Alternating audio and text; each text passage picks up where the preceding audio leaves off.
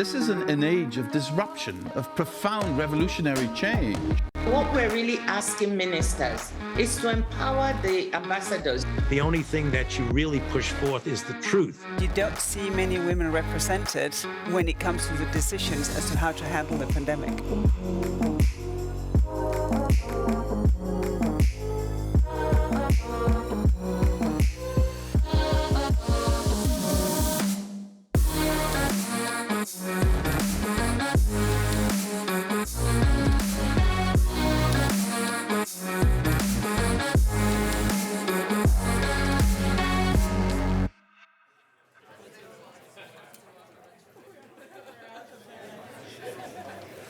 Good afternoon, ladies and gentlemen. My name is Bjarke Smith-Meyer, and I'm coming to you from Sofitel Europe in Brussels, and you are watching Politico Live. I have wonderful people in the audience here, so just so you know, I'm also talking to a live audience online, so if I looked disconnected, that's why. I am the Fintech correspondent here at Politico, which for a while meant that I was trying to keep up with the crypto crash and all the scandals surrounding it. But I was also keeping track of the Commission's push to create a new revolution in financial technology. And that's all about data. In late June, the EU's executive arm proposed new rules, known as Fida, that intend to break open the data vaults that financial companies have kept locked for so long. The idea is that fintech companies can use this data to create new, vibrant landscape for financial services. But is this revolution realistic, or is it a pie in the sky? We will be discussing this and more with our panelists, but first things first, we have some housekeeping rules and remarks to give you. First thing I'd like to say is that I'd like to thank our partner Payments Europe for making this event possible, and to thank our fantastic Politico team who wrote the script and also made all of this come together. It's true, they are wonderful though. We would like to make this event as interactive as possible. You can participate by tweeting at Live Politico and ask questions through the Slido app. And you can do that with the hashtag Battle for Data. I'd only ask that when you do ask a question, please give us your name and the organization so that it is fully transparent for our viewers and for our panelists, of course. Before we get started, we'll now hear some opening remarks from our partner, Marta Testa Grossa, I put an Italian emphasis there, so yeah. Head of Payments Policy for Payments Europe. Ladies and gentlemen, please give Marta a warm round of applause. Thank you.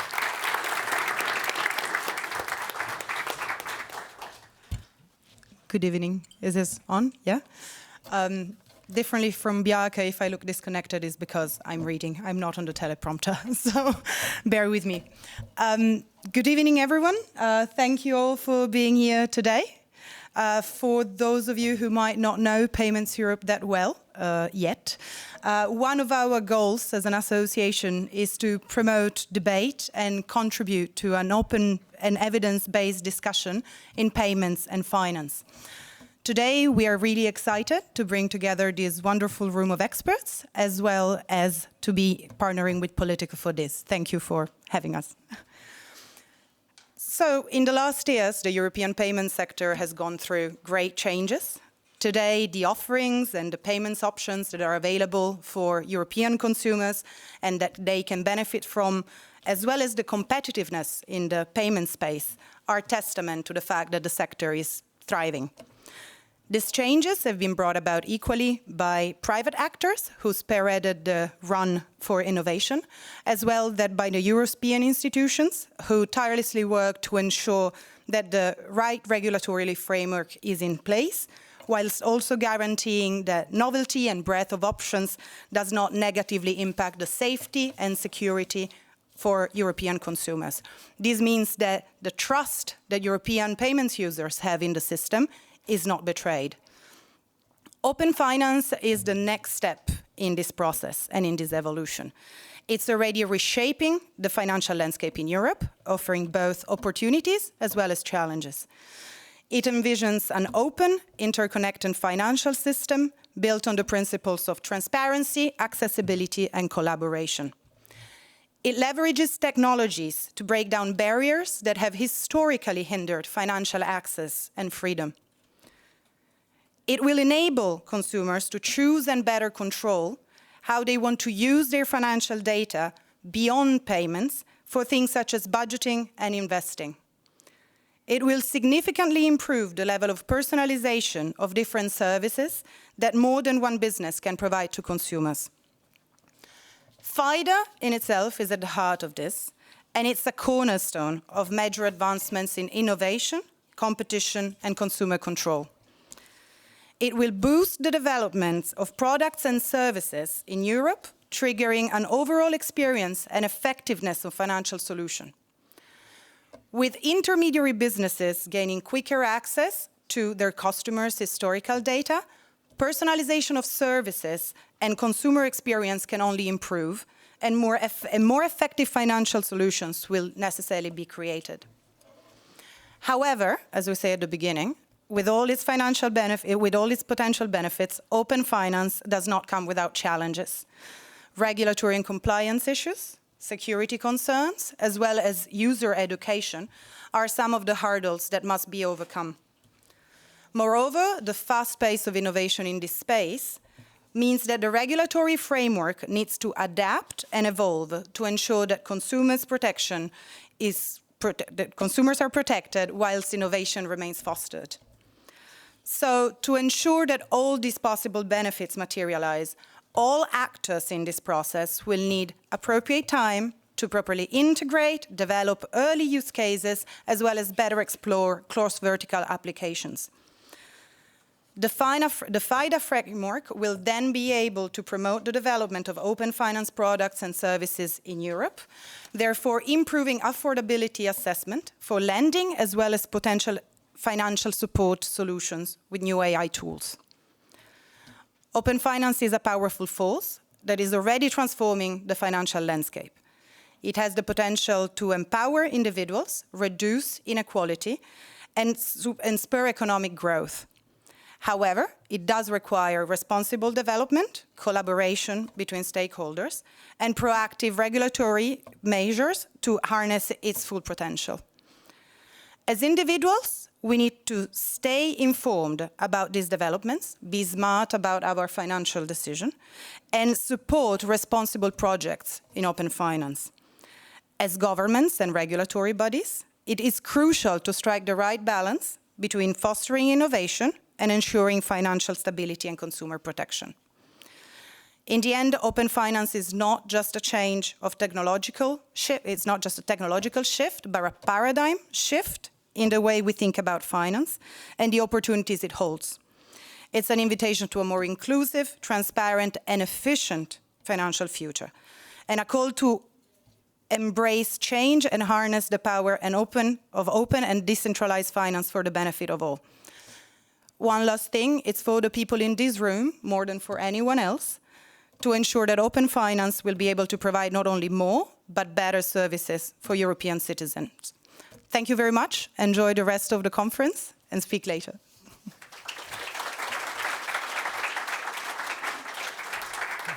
Thank you so much, Marta. I'm going to invite all my guests up in one go so you can give them a very warm welcome. Ladies and gentlemen, please give my guests a very warm round of applause as they come up to the stage.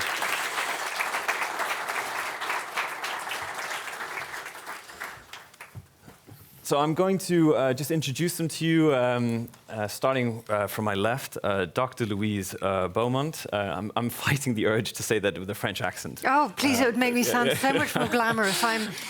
I am merely English, and Louise Beaumont does it. But if you want to make me sound more glamorous, I'm Dr. all Beaumont, for it. ladies and gentlemen. The Senior Vice President, Global Open Banking and Open Finance at MasterCard. To her left is Tanya Ziegler. Hopefully I'm pronouncing that correctly. Yeah.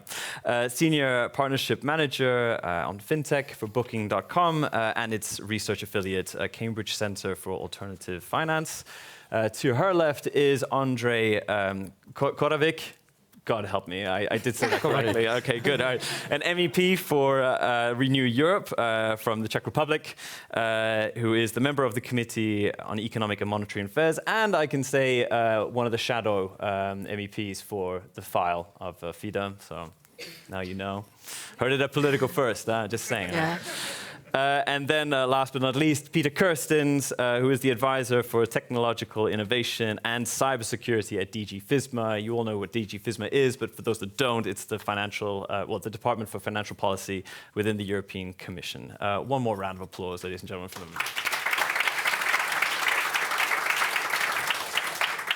All right, I'm guessing that most of you are financial enthusiasts, otherwise known as nerds. So you probably do know everything about what's going on here. But for the few who are sitting quietly and wondering what's going on and came for the drinks afterwards, we're going to try to keep this relatively simple without kind of getting lost in all sorts of acronyms and everything else. We can say this is Fida, okay? So at least you know that much.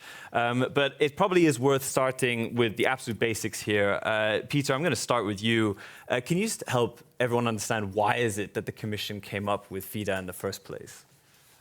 Well, the reason why we proposed Fida was the realization that, well, I'm old enough to remember the time that finance was about money. That's a long time ago. Well, it's still about money, but finance is increasingly about money, data, and technology. If you don't have data, you can't provide financial services.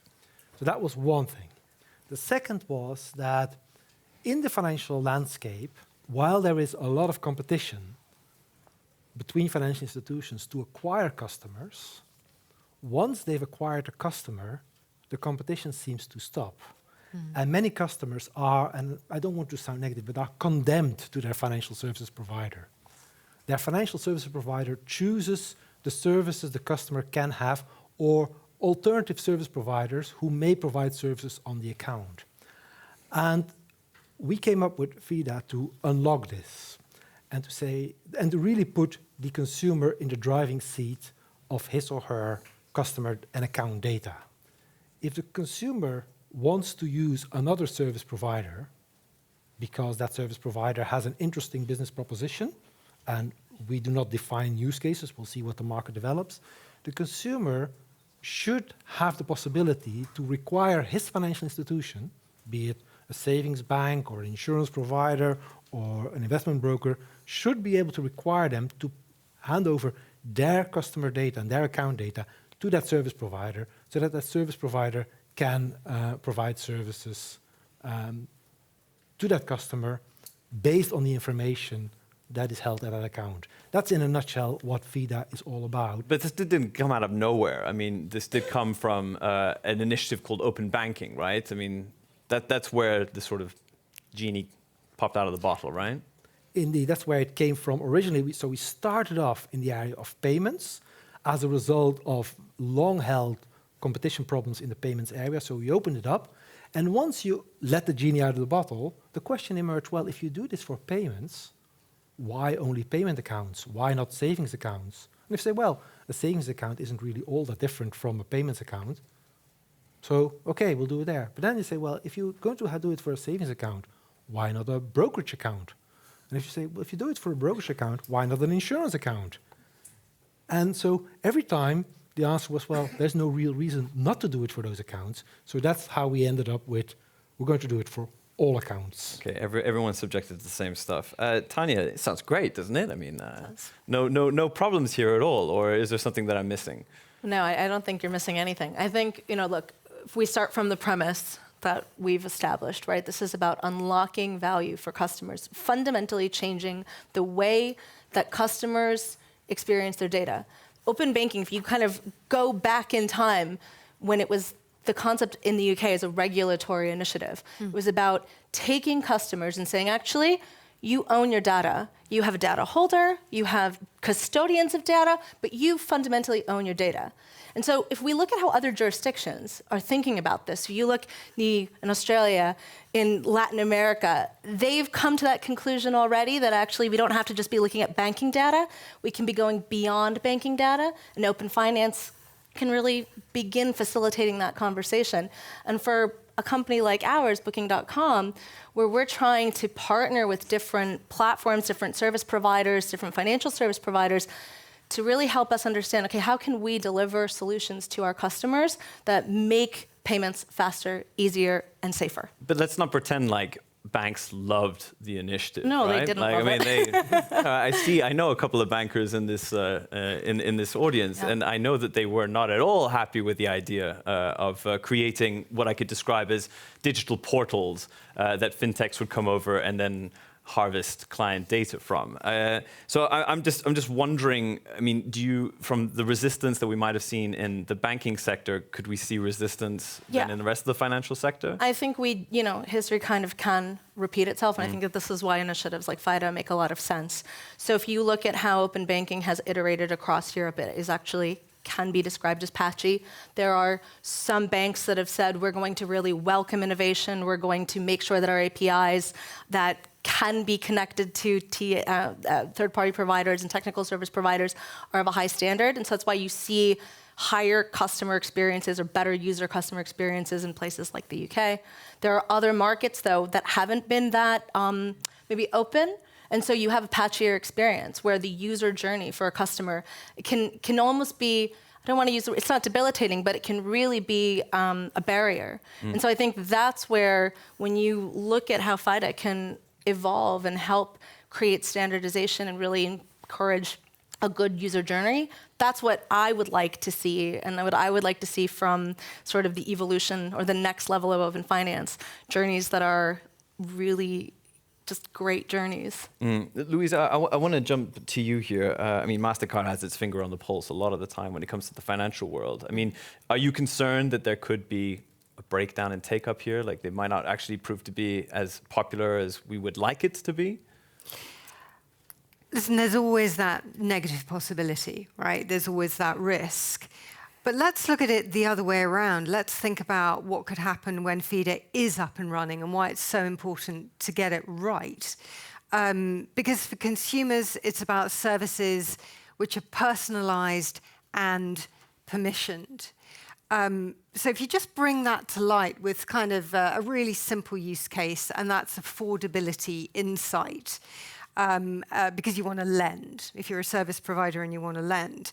And this builds on the service provision, which is always already out there for the world of open banking, right? You can look into those payments accounts as a service provider, you can ingest data, and you can provide that lending service. But with Fida in place, what you get is data from a much, much broader, much richer, much deeper range of sources. So you can build up a much more granular, a much more accurate picture of what that customer can afford. And that's good for the customer. The customer is getting a better service. Perhaps they could borrow more and more appropriately. Perhaps it could be at a reduced cost. Perhaps they can better control their credit repayments. Maybe that over time decreases their cost of credit for those particularly who need it most, because this is always about the and underserved. Maybe they get better visibility and control. They can make better decisions. They're better financial health. There's less financial distress. Maybe you could get to better savings. Maybe you could get to a better return on your savings. Maybe you could get to a financial cushion for those people who could never imagine a financial cushion. So this is an incredibly important framework to get right. So let's get it right, because it puts that control, that transparency, and that choice in the hands of the customers safely and securely. And the way to think about it is that every last one of us, whether we're just running our own lives or whether we're running a business, could actually stand to benefit from the entire financial sphere that wraps around us. So that's why it's worth getting right. Okay, worth getting right. Worth getting right. Okay, all right. We'll come to that. Andre, I mean, there's a lot of hopeful talk here. Are you sitting here and thinking, yeah, awesome, I'm going to get my teeth into this and it's going to be amazing? Or are you sitting here and maybe getting a little bit concerned over the pushback that banks have given to open banking in the past, and maybe People are a little bit too cheery about it here. Well, first of all, good afternoon. Thanks for the invite. Well, I'm starting to feel a lot of responsibility as I go through. Because obviously, my work here is done. there's somewhere in the middle, right? I mean, those guys already published their proposal. Those guys are waiting for it, and we are just in the middle, you know, we are expected to get it right. Yes. So I was emphatic, Maybe yeah. we did already. Maybe we got it right. Oh, maybe it is already. Okay, so No comments here. Yeah. let's see about it. But I think, I mean, I would say in theory, everything that was already said here can only be, I think, underlined and agreed to. At the same time, I think we may have had the same level of enthusiasm 6, 7, 8 years ago with the PSD2 review and the introduction of open banking. A lot of hopes, a lot of expectations. Some of them were met. You know, there are definitely deliverables in this regard, and I think we can already build on upon them today. Also, when constructing the open finance landscape, but I think we also know that in practice there was a lot of hurdles, and that not everyone was on the same page, because obviously it takes at least two to tango, and with open finance maybe even more people, because there would be more stakeholders involved in this regard. And I think I fully agree with the statement that we need to get it right.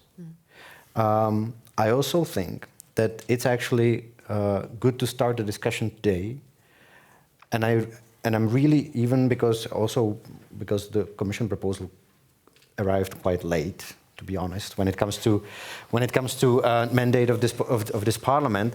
I think we should really take our time and really have a serious discussion about how we want to see this proposal to be shaped. Okay, so you don't want to rush it through before the elections? To be honest, I don't. Well, first of all, I don't really see how we could do it. I mean, we just, you know, right now we're 7, 8 months before the end of this mandate. The latest plenary of this Parliament is in April. The latest committee vote where we can actually expect something would be in February. I think we are quite late at this point. But nevertheless, we have the proposal. I think a lot of people here in this room would have their views on what is actually good in the proposal, what we like, what we don't like, where we can actually improve it. I know it's, you know, but, or, you know, how we can fine tune it, how we can actually set the framework, right? And then on top of that, even with the next Parliament, possibly with the next Commission, to follow up the discussions. Because on one hand, we are discussing financial services, delivery of financial services, but on top of that, we are discussing something that is very close to heart of people in the European Parliament and a lot of people in the European institutions, and that's data. The one thing I'm just curious about, Andre, is, I mean, like we've talked about how banks pushed back on open banking, and you talked about creating a framework which is still attractive. I mean, what are the lessons that you think can come from open banking that we would then have to take forward and apply to Fida? I think what we saw with the open banking was at some point a certain lack of common understanding, sort of standardization, how the various parties involved would understand what the open banking means for them. And also, I think we were slightly in a different situation, right? I mean, this would be really, really boring, but the PSD review was a directive. So basically, it was implemented in every single member state in a slightly different manner, including the licensing for the payment institutions, et cetera, et cetera. But at the same time, the operators, the license holders, the payment services providers, were actually, many of them operating across the single market, actually encountering different obstacles in different member states. I think that is one thing. The other thing, but this is maybe going also not only to the institutions or the authorities, the lack of standardization, but the industry was actually taking initiative, saying, okay, maybe we don't need the standardization, you know, imposed from the authorities. Maybe we can actually come up with something meaningful ourselves. But that never happened as well. So I think, you know, we really need to see the balance here. We should really talk openly about the business models, compensations, because this is something, data are more and more valuable asset maybe even more than we realized that some years ago. And on top of that, again, very, I think, European bubble thing, we are in a completely different legal structure when it comes to the policy framework for data. Mm-hmm. We have a horizontal rules now in place with Data Governance Act and with Data Act. We are trying to organize the legislation around sectoral data spaces. It's not very easy. Mm-hmm. We're having discussions in the Parliament on health data space, not very easy. Yeah. We're discussing the financial data, not very easy. Possibly expecting the mobility, access to vehicle data, it will be another struggle. Mm. Because, as I said at the beginning, in the heart of the proposal, it's not about the services themselves, but it's about people's data. Mm-hmm. And this has to be really considered very diligently. I mean, you mentioned standardization here, and Tanya, I'm going to come to you. It's a question here that I think fits in quite well with this from Dominik Freudenthaler. Again, hopefully that was pronounced correctly. Brussels always manages to come up with good names. So I mean, I'll just read out the question. Open banking came from payments, highly standardized data. Do you, Tanya, see issues expanding Fida to sectors where customer data might not be as highly standardized? Yeah, I mean, it's an excellent question. And I think that is a challenge, right? I think that we have to think about the way that we use data. So I can only look at it from our perspective. But so at Booking, we are thinking about open banking as a checkout solution based on payment initiation services, right? So we are a large company that is relying upon embedded finance platforms that can help us at that checkout level from a PIS perspective. So we have been looking over the last year at how do we engage with a platform, with another financial service provider to help facilitate that checkout solution. We're in a beta right now, working with an open banking platform to start seeing how checkout as that use case could work.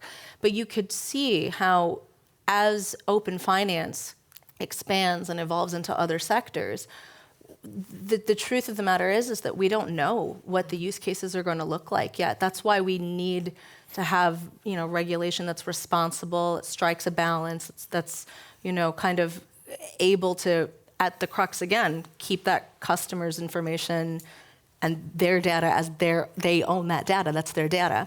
So I think the question is a hard one to answer because I'm not sure how you can take what is not financial services data and put it into that box yet. That's unfortunately the job of our colleagues here to think about really what's the safest, securest, most equitable way of doing that. Mm-hmm. And certainly, companies like ourselves, but hopefully everyone will abide by what the rules are. Mm-hmm. But I mean, once you have data standardization in place, that should unlock a lot of this? I think, I can talk about it from a PIS perspective. So I think what would be the payment initiation service side of things. Oh, yeah. So when we're looking at a potential open banking platform to help us, what I would really like to see is standards that make the APIs more user-friendly so that when APIs being these digital portals. APIs that an open banking platform is plugging into the custodian of an individual's data. So either a current account, savings account, whatever. Yeah. So when they're making that connection to a bank, I would hope that the standards are sufficiently high, sufficiently safe, but also functional, so that the user experience for a customer, for a booker in France is the same as in the UK, is the same as in Spain, is the same as in Lithuania. That's what I'm looking for when I think about sort of high standards, because I want, to the extent that you can, a uniform good journey from a checkout perspective. Now, obviously, there's going to be loads of other use cases, and I think I'd really invite everyone here to tell us, because I think that's the conversations we need to have. Well, help me and the audience understand a little bit. Like, what is a bad user experience when it comes to things like so you live and die by customer experience, right? So if you're on, and we're not going to use Booking.com. Let's say you're on a different site. Of course. And you go to the checkout and you can't find the payment method that you want to use, or if you do find the payment method that you want to use, but then the actual checkout experience lags, or you can't get to the next screen, or the strong customer authentication piece doesn't work, that's super frustrating, right? Like, there's nothing more frustrating than when you're trying to book something and you can't. So to me, my job is to make sure that our bookers have a great, safe experience. That's what I want. Yeah. And there's something here about consistency of experience. Yeah.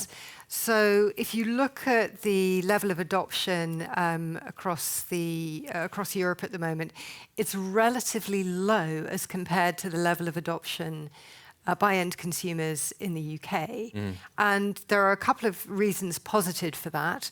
One of which is, in the UK, there is the data standard, and the other one of which is there's a customer journey which is prescribed, which is set out, and which means that as you use an open banking journey with one service provider, it's very similar to the customer journey you might have with another service provider. So you build up this consistency of experience. And so you as a customer go, I'm safe, this feels the way that it should feel. And that's why we've got, the last data I saw from the Open Banking Limited in the UK was 11% for consumers and 16% for businesses are using open banking services. Whereas in Europe, I think it's around about the 5% mark. So there's something there which is, if it's a consistent experience, which you learn is how these things are supposed to feel, when you experience that in a different setting, you feel safe because you are safe. I'm going to come back to you in a second, Louise, but does that sound like success, 5%, Peter? Well, I don't know how we should define success. We provide, moving the goalposts. All right. We want to provide a facility. We are not going to judge this by the uptake. We provide it, and it's creating opportunity for the industry to benefit from. We don't know what services they will develop because we lack imagination. We lack the imagination of private enterprise and its creativity. And so they have to do it. Now, the data holders may or may not be held in a standardized way. But even if it's not in a standardized way, it is not unintelligible. Take a savings account. What data is on a savings account? It's the data of the account holder, and then the account balances and the transaction history. Now, even if it's not standardized, it is intelligible data. The data which sits on a brokerage account or on an investment account is what securities, what bonds, and so on sit on the account, when were they bought, and so on, what kind of transactions take place on that. The same, the data that sits on an insurance account are about the insurance contract. It may not be standardized, but it's not unintelligible. Of course, where we expect standardization to develop is that companies through Fida are very much encouraged to join a scheme, a data sharing scheme. Yeah, so a scheme is just another word for a digital portal in Fida, just making sure that I can translate this for you. And these schemes, of course, can't operate in 25 million different ways. They will lead to a standardization or a data, what I would say almost translation service, so that the data come into a standardized way through the scheme. Smart schemes are intelligent, so they can actually take data which is formatted in a different way and produce it at the other end in a fairly standardized way. We do not think that we should prescribe this because this is really industry practice. And in the industry, there are people who are far better at this and far smarter than we are. Louise, is that fair? Yeah, I mean, if the right principles are set in the legislation without being too prescriptive, then the market will, over time, drive to standardization. What do we mean by over time? And I think Tanya's point here about use cases is a really good one. You know, where you see that value, then you can see that being the accelerated path to standardization. But I mean, another part of this proposal is trying to set a price for gaining access to digital portals. And that's not a number which is thrown in there by the Commission either. I mean, to me, it just seems like there's a lot of pressure put on the market. But I mean, should we just go full libertarian and be like, the markets will figure it out? It's great. Well, so the question here is about incentives. How do we get the right incentives in place to drive adoption through the ecosystem? So, because this is an ecosystem play, right? You've got to have the data holders, the data movers, the data users. everybody needs to find a way to value. So we can all think about our individual business models as much as we like, and we all naturally obsess about our individual business models. The real game here is getting an ecosystem economic model in place that works for everybody, because the ecosystem, the businesses only thrive in the ecosystem as everyone else is thriving. It's not an individual winner here. It's a team sport. And incentives matter. We have to get that right. But there are a load of other things that also need to be in place for an ecosystem to thrive. You've got to get the foundational principles right. You've got to get legal certainty. You've got to get reasonable costs. You've got to get trust amongst all of those stakeholders. You've got to get the appropriate safeguards in place to protect those individuals' fundamental rights, their data security, and that route to value for all participants. So that's what you need in place to drive adoption. It's a relatively sophisticated algorithm that's required. And yes, the market and its participants in that ecosystem will decide through adoption whether the right balance has been struck and whether those right incentives as well as all of those other elements are in place. Yeah. But it's not one or some, it's all of those things that need to be in place for the market to take off and for those benefits to flow. Simple. Simple. Andre, you wanted to say something. I do want to ask you about data protection, but did you have anything you wanted to add? I was just thinking that maybe that makes our job actually easier if we leave everything to market then. No, but just jokes aside, I just wanted to make a quick comment on these schemes. Yeah. Because I think it was raised here, just first notion regarding schemes, time. Mm-hmm. I think I fully agree, time. But what we see in the Commission proposal, it's a very short time, in my view. Mm-hmm. It says in 18 months, there has to be a scheme to actually put up by the entities, by the markets, which in my view can be quite a short amount of time. Happy always to hear your views on that, but it will be a very complex issue to set it up. And also I think what is in the proposal is that if there is nothing set up by the market players, the authorities will step in. And Peter, I think you said that we lack creativity in the public institutions. So there may be then some controversies. But I mean, those are relevant questions that I hear also from the industry, and I think we should find a good answer to them, because I also believe that there's a lot of things that can be then settled in practical terms through the market and the business-to-business context. But I think it is for us to set the right framework for it, so that it's clear for everybody which rules to follow in order to get to the situation that we all expect. This 18th-month timeline is something that's coming up. Actually, it's the most popular question that's come up on Slido. So, Peter, what were you thinking? Were you just going to try and pressure people into come up with something and then hope that it works? Well, we did indeed threaten people, because we say, you've got 18 months, and let's face it, we have brilliant people in European industry who can come up with brilliant solutions.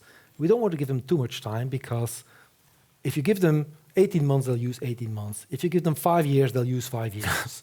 And so, but there is an important carrot and a stick. And the stick is that if you don't do it, we'll do it. And I offer no guarantees that what we come up with will be pleasant or will be good.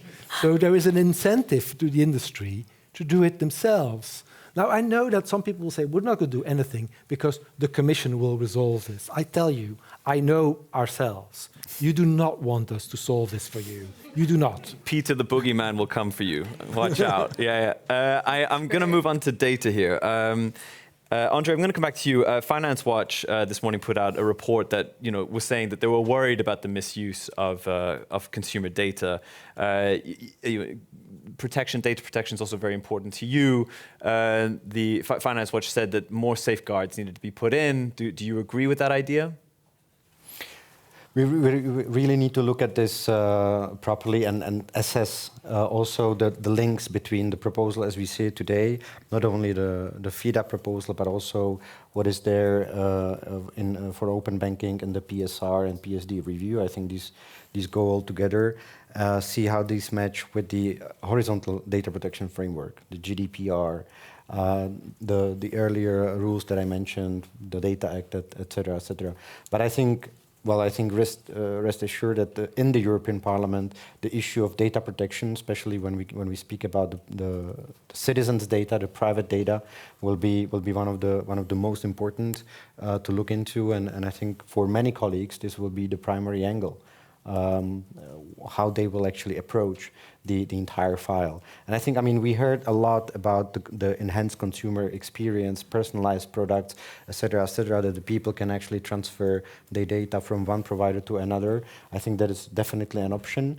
On one hand. On the other hand, this would be hardly possible in Europe if we don't also work on financial literacy and in empowering consumers actually when it comes to approach to their financial services. That's the third thing. Sometimes we also end up in a very paradox situation where people want to control their data, have very good sort of control of what the data they produce to offer them to certain service providers, but at the same time, sometimes afterwards, they are surprised, even negatively, to what extent the service providers know about them in terms of the depth of various data they can access. So I think this is also sort of considerations that we need to put in when working on the framework. Louise, I want to jump to you first because MasterCard obviously sits on a hoard of data, of course, being compliant with GDPR and everything else. Yeah. But what are the sort of warnings or tips that you would have when it comes to data protection in this legislation? Well, we learned an awful lot from PSD2. So we know that these things work best when there's really clear legislation setting out those foundational principles and when the market drives greater standardization of the processes and the technologies. And we'll see success in the ecosystem when that right balance has been struck between incentivizing companies to invest, that's really important, whilst ensuring that legal certainty, the trust, the safeguards of individuals' rights, and data security. And what we believe when we get Fida right, it's going to free up that movement of data because customers will gain the confidence that data sharing is safe and that confers benefits upon them. So they've got to really start to feel that trust and that driven by their experience, that they're actually getting better services, it's working for them. And moreover, that they've got the transparency and the control in sharing that data and withdrawing that data, withdrawing that consent if they wish to through their permissions dashboards. So it's incredibly important that we have a really holistic attitude to data sharing that truly creates that EU single market for data, not a patchwork of individual markets as far as that can be avoided. And that in turn, again, drives adoption, particularly amongst those business customers. And so, alignment with the EU strategy for data will be really important. You talked about EU data spaces and all of the other elements. We also agree that's really important. And we want to see this rolled out across Europe, but we've got to be realistic about how long this is going to take to do it, because it brings tremendous opportunities in the scope and scale of the framework. We need innovators, those people that Peter mentions with that creativity, to create those new products and services.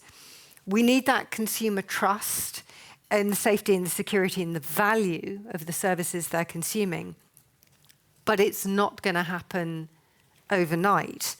It's taken years for payments account data to be ready for that more widespread product and service value add.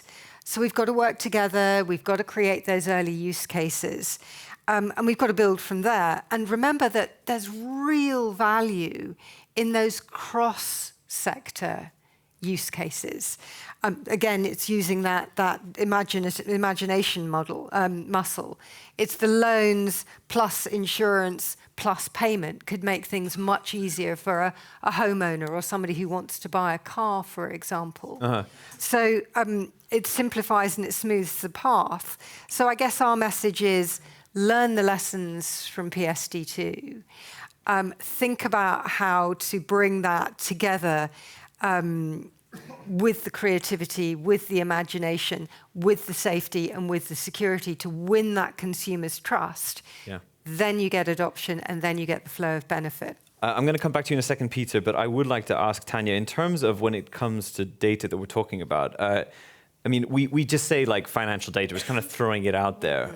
We're not really kind of getting specific as to what that actually entails. But then let's get specific, because I think this conversation that Louise started, I think is super important, right? So just like, again, rolling back time, open banking started primarily as like the account information service piece. So it was account to account information, basically being able to switch your bank, being able to use your banking information for another financial service. It took 5 years before PIS, payment initiation services, actually became viable. And even now, there are so few examples of merchants and of marketplaces that have been able to use embedded finance providers, open banking platforms as an embedded finance provider. So I think we're talking about, we don't want to let the genie out of the box, and we shouldn't. But there's so much that still needs to be done to just make even like the basic use cases function. So like, if you think about what I think about in terms of what are the kind of data that we would want to be able to see a financial service provider use, it's not so much what's the data that they're using, it's the manner in which they're using it. Mm-hmm. Is there efficacy? Is there control? Or is it compliant? Are there guardrails in place? Because I'm a marketplace. I need to make sure that if I'm bridging, if there are payment methods and people that want to use those payment methods and I'm trying to bridge that gap, I need to make sure that it's safe, secure, and that the data that's being used is being held by those third-party providers and those technical service providers that I'm working with, that I'm embedding with, is like at a high standard. So I also have a custodianship obligation. And I think that now we're at a point where the use cases that are developing need to keep that in mind. And I'm hoping to see more merchants and more marketplaces start thinking about, how do we use payment methods like this, but in the same high standard that I would expect from a scheme or from another payment method. I can't help but jump onto another very popular question here, but from an anonymous person. Come on, have courage, step up. No, it's a question specifically about Booking.com. So sorry to put you on the spot, but if Booking is so interested in accessing financial data, will it commit to sharing its own customer data via an API? No, and that's a great question. So a few clarifications. We're not interested in accessing financial data. We're thinking about open banking from the perspective of a checkout solution. So we have multiple payment methods that are available. One of them now is an open banking solution. So from that perspective, we're thinking about the kind of data that an open banking platform would need to access, but we don't actually access that. We don't see that data or hold that information because it's not our job. Our core business is travel. Now, there is a world where large organizations can start thinking about providing different kinds of services. I think at that point, you would expect your regulators and your supervisors to want to make sure that there's a fair and level playing field. But from the perspective of what we're currently looking at, we're thinking about this as a payment method, and we have a platform that we work with. In this case, we're working with Trustly. They're one of our payment methods that we're piloting. They're the entity that's responsible for making sure that data is held safely. So it's very important to understand the difference between embedded finance and becoming a financial entity that's doing other activities. That's where we are right now in our journey. And we're excited to see how that journey evolves. Peter, I promised you a while ago that I was going to come back to you.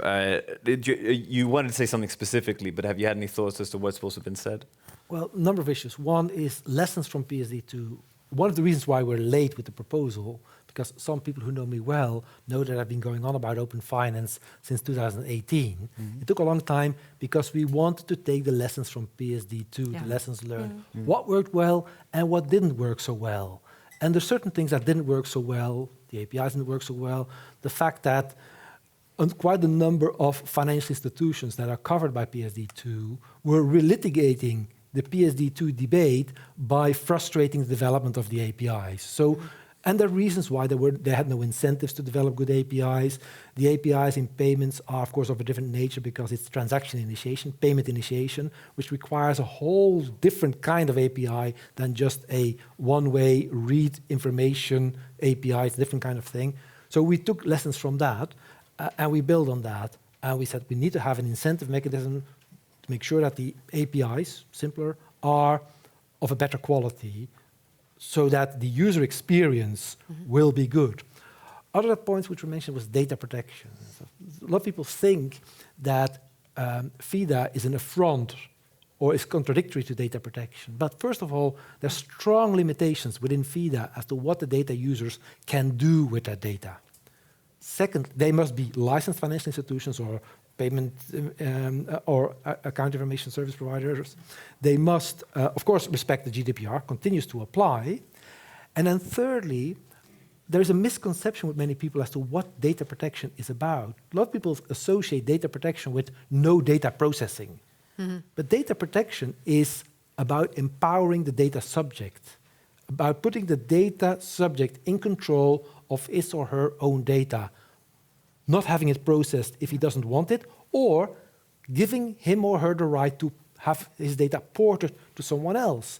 That's also data protection, so the portability. And Fida emphasizes the portability of data in a safe, performant way so that consumers can get value out of their data.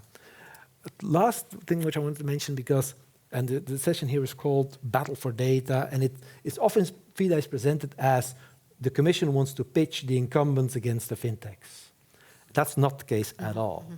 If we look into PSD2, and one of the experiences gained from PSD2 is that the main beneficiaries of payments data are not the fintechs, are certainly not the big techs. The main beneficiaries, the main data users, are other banks. They are the main beneficiaries of the data users. So we believe that the incumbents have an incentive to develop very good APIs because they are going to be the main data users in the system, so that they can compete not only that they can service not only their own customers, but they can also start offering services to customers of their competitors. And that is the idea which behind it. In PSD2, it took a long time before financial institutions, banks, started really embracing this idea that PSD2 is not against them. It is actually creating an opportunity for them to acquire customers which they can't lure over, because financial services customers are very sticky. And that is because financial services are exceedingly boring. No offense, people. Yeah. I know I've worked in financial services for a long time. It's very boring. It's extremely dull. Come on, man, you don't lose the audience here. Like, there's nothing interesting about a payments account, a savings account, an investment account, an insurance account. Come on, who gets excited about his or her insurance? Is it warm in here? So once people have gone through the agony of signing up with one or the other financial institution, or they'll go to a bank, usually in relation to their mortgage, they stay there. We tried everything, portability of bank accounts, getting people to move. They don't move. So Fida is a way to create competition without forcing people to move. They can stay wherever they are because they now have access to alternative service providers if their own service provider isn't really meeting the bill. And what we do expect is that as people will start providing innovative services and competition, the incumbents, the traditional financial institutions, get a little bit feel light fired under them and start providing better customer service to their customers. I want to push back a little bit on something that you said. You were saying, big tech aren't necessarily going to be the ones to benefit from this, and other than like just highlighting insurers. But if you sit next to an insurer, the first thing they'll whisper to you is like, "Have you heard the big techs are coming?" But having said that, in the commission, your department, FISMA, came head-to-heads with the technology department, DG Connect, because they were worried that the big techs were going to benefit from Fida. So how does that all square? Well, of course, Politico is very well informed, so it's true that debate took place. And it's also true that we prevailed because we were able to demonstrate that this fear that big techs would come in and hoover up all the data was completely unfounded, because the data user under Fida has to be a licensed financial institution or a licensed data service provider. And there's strong limitations. So the idea that, I will not mention any names, but the Googles or the Amazons or the Facebooks of this world are going to descend en masse and hoover up all of the financial data of all the consumers in Europe is completely ludicrous. It would actually be illegal. It's not going to happen, and it's going to be illegal. We don't have Google or Amazon, but we do have Booking.com. Yeah. I mean, he kind of said it, but I think that it is important to remember that, so the BIS defines a big tech as BIS being oh my gosh, I can't remember what it is anymore. Bank of Thank you. Bank of International Settlement. I should really know that, seeing as I've written so many papers with them. Yeah. That's really bad. They're known as the central bank of central bankers. Yeah. So they refer to a big tech as a large technological company whose core business is in something other than financial services, but is utilizing financial services. And in some cases, it could be operating specifically in financial services, embedding with financial services, so on and so forth. So I think that there's this little bit of like this boogeyman of what is a big tech in theory versus what an actual big tech is. So yeah, we're a large online platform, we're a large marketplace, but our core business is travel in the case of Booking. So our core business is travel, which means that when we're trying to figure out solutions for our marketplace, they are fundamentally around travel. So we do definitively partner with a number of different financial institutions that we believe can make that experience better, faster, slicker. And so we have a number of partners across the stratosphere, from open banking platforms to MasterCard to other financial service institutions. And I think it's that embedded nature that is really important. And that's a big focus of what a lot of big techs are looking at, is how do you create good, strong partnerships? But fundamentally, our businesses are not financial services. So I think that that's a really big distinction. But maybe it's more about the kind of the leg up that you get. I mean, Booking.com, like you say, it's all about travel, but your clients, I mean, you would know what their budget is like, you would know where they like to stay, what their lifestyle is like, what their spending habits are like. Sure. Like those concerns. But I think, again, that's around sort of the use of data and fair use of data. So we're not that slick, unfortunately, or maybe fortunately. We're not that slick. So there's definitely always going to be data that's used for marketing. There's data that's used for other things.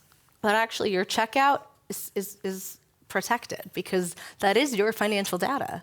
The way that you connect to whatever financial institution that you're utilizing to make that payment, that's yours. So I think that it really does come down to how the space is regulated, how the space is supervised, and then our burden of being able to work with compliant financial services. And we do make sure that we're working with institutions that are compliant because it's important. Andre, is that enough for you, or is that the kind of thing a big tech would say? I've only been in a big tech for like a year or so, you know. I think you learn quite quickly. Oh, there you go. I mean, I understand that, but to be honest, I think it's actually very premature to say that whatever framework we set in Europe will not be able for big techs actually to access. I mean, the big tech is that's not a stable world. I mean, look what's happening with X now. It's changing very quickly. It's true. it may change the business model in 5 years into something completely different. In about 5 minutes, I think. I know, but you know, just so I think the debate should not be saying like, look, don't be afraid of big techs. I think that would not be responsible policymaking. I mean, we should take into considerations all possibilities there. But the thing is, if the big techs are accessing data, there should be a level playing field. They should not be actually using them in their favor in a different way than the others. Yeah, and then creating standards, creating fair use. It can be creating standards. And also, I think, you know, the reasoning that, look, the big techs will be supervised, so they will not do anything wrong. Everybody will be supervised, obviously. Everybody will be licensed. But, you know, there is a different possibilities that different companies have on different markets. So I think, I mean, for me, it's hard to exclude anything outright. We need to discuss that. We need to also discuss that with big techs. But the thing, we have also for big techs specific legislation now. We have the Digital Markets Act and we have the Digital Services Act and et cetera, et cetera.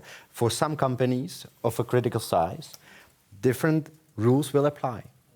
So we have to make sure that whatever we do also in the financial data is fully consistent with the digital legislation that is already in place. And I think this is also the interest of the Commission. But I mean, ruling it out right now, for me, would be slightly premature. And I think when discussing this, we should actually make sure that we take all these considerations also into account so that the framework is sort of, I would not say resilient, but it's actually ready for this option as well. Yeah. Louise, I'm going to let you have the last floor. Sorry, Peter, I can't go into further, but where do you stand on all this? MasterCard's a global business with a really strong, deep European heritage. Our European headquarters is just down the road in Waterloo. We want to see Europe continue to succeed, and we want to continue succeeding in Europe. Which means we want to see the whole ecosystem thrive.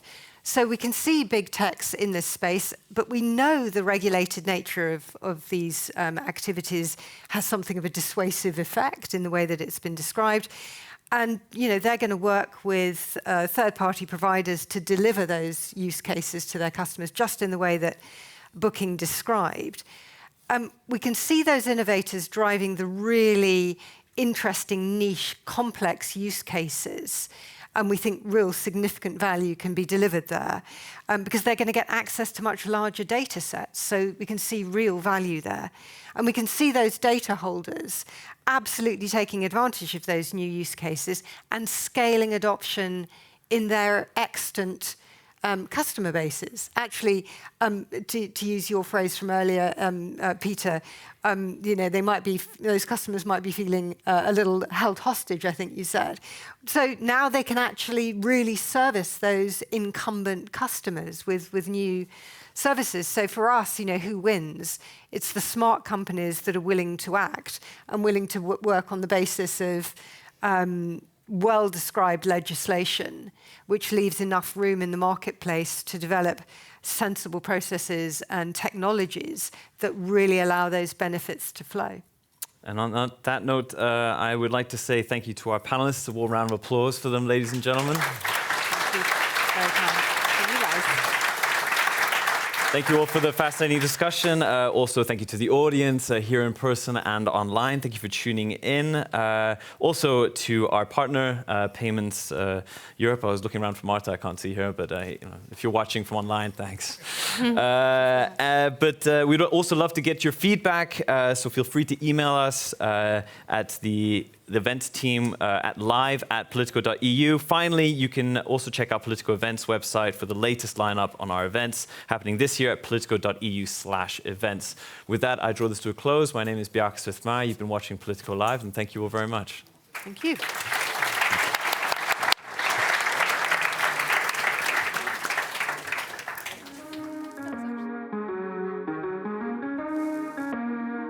This is an age of disruption, of profound revolutionary change. What we're really asking ministers is to empower the ambassadors. The only thing that you really push forth is the truth. You don't see many women represented when it comes to the decisions as to how to handle the pandemic.